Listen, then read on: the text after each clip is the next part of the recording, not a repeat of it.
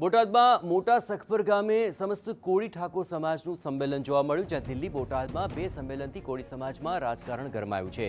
કોળી આગેવાન પ્રવીણ મકવાણાએ રાષ્ટ્રીય અધિવેશન પર કટાક્ષ કર્યો। કોળી સમાજના નેતાઓમાં વર્ચસ્વની લડાઈ હોવાનો આરોપ લાગ્યો છે। રાષ્ટ્રીય અધિવેશનના નામે વર્ચસ્વ સ્થાપવાનો પ્રયત્ન કરવાનો દાવો થયો છે।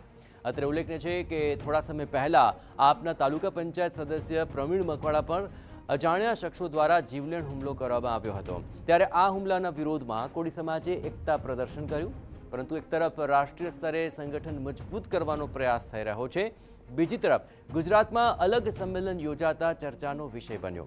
પીડિત પ્રવીણ મકવાણાએ દિલ્હીના રાષ્ટ્રીય અધિવેશનને માત્ર ને માત્ર રાજકીય હોવાનું જણાવ્યું અને નેતાઓ વચ્ચેની વર્ચસ્વની લડાઈ તેને લઈને કટાક્ષ કર્યો। સાથે જ સામાજિક નહીં, नेतागिरी सम्मेलन होવાનો आरोप लगाव्યો।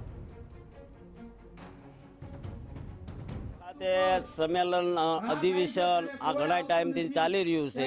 ए एमना नेताना झगड़ा से समाजनी कोई एमां प्रेट नथी। समाज बाबतनुं आजनुं एक तो अधिवेशन पूरुं थयुं, पण समाज माटे शुं करवानुं छे एवुं कांई अमने सोशल मीडिया के मीडिया द्वारा जाणवा मळ्युं नथी। एटले खाली ना भेगा जे थया होय ए अधिवेशनने हुं खुल्लुं कही शकું કે नेतागिरी अधिवेशन हतुं।